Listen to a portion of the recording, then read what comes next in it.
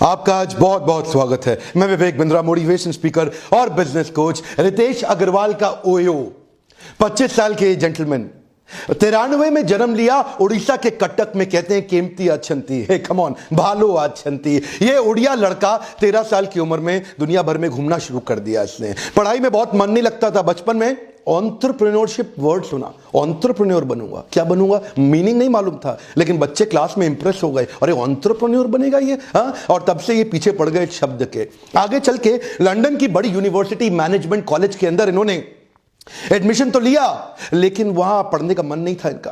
Entrepreneurship पे कहीं भी सेमिनार हो रहा हो, कोई क्लास हो रही हो, कोई कोर्स हो रहा हो, उसको जाके अटेंड करेंगे। ट्रैवल करते करते ट्रैवल में इनका इंटरेस्ट था, होटल में नहीं था, लेकिन इंसिडेंटली एक्सीडेंटली इस बिजनेस में घुस गए, क्योंकि शुरू के दौरान ये देखते थे कि जो सस्ते होटल थे उनके वॉशरूम गंदे, वॉश बेसिन और भी गंदे, गद्दे चादर उससे भी ज्यादा गंदी, customer experience check in checkout पे बहुत ही गंदा। ये सोचे कि क्यों नहीं एक बड़ी प्रॉब्लम को सॉल्व करते हैं। छोटा अटेम्प्ट किया, ट्राई करना शुरू किया।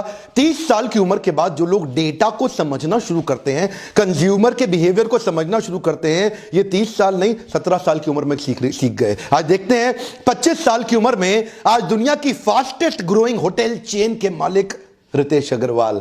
आज इंडिया में जितना बड़ा बिजनेस है, लगभग उसका 50% बिजनेस ये चाइना में भी बिल्ड कर चुके हैं। मिशन बनाया, create great living spaces for a common man. Great living space और कॉमन मैन दोनों अलग अलग चीजें हैं, दोनों एक साथ नहीं आ सकती। वो साथ में लाना थोड़ा मुश्किल था। 2012 में ओराइवल स्टेज प्राइवेट लिमिटेड नाम की एक कंपनी की स्थापना करी। छोटे बच्चे थे, टीनेजर थे, गुड़गांव के हुड्डा सिटी सेंटर चले गए। वहां जाके एक होटल वाले को बोले, देखो भैया आपका होटल चल तो रहा नहीं है, इसमें लोग आ तो रहे नहीं है, कमरे खाली पड़े रहते हैं। ऐसा करते हैं, मैं आपको कमरे किराए पे चढ़वाता हूं, उसमें कुछ कमीशन मुझे दे देना। तो मालिक ने बोला, जा बेटा जा, बहुत साल हो गए मुझे काम धंधा करते। लोगों को विश्वास नहीं था, छोटा बच्चा था ना ये, लेकिन इसने उन्हें बोला कि देखो अगर लॉस हुआ तो मेरा, प्रॉफिट हुआ तो आधा आधा।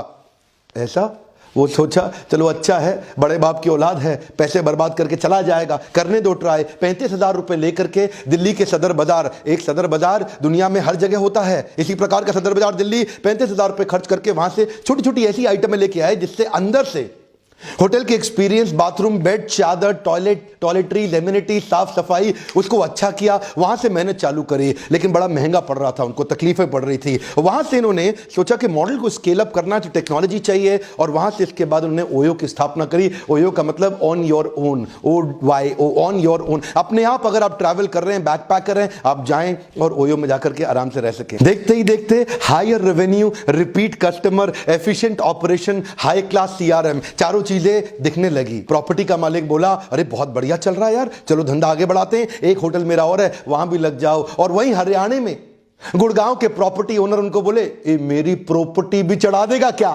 और इसका धंधा वहीं से निकल पड़ा। एक से प्रॉफिट बनाते, अगली प्रॉपर्टी में घुसते, उसके बाद उससे अगली, तीसरी, पांचवी। यहां पे काम की बात समझिए है कि हर ओवरनाइट सक्सेस के पीछे कम से कम 5 साल का स्ट्रगल होता है।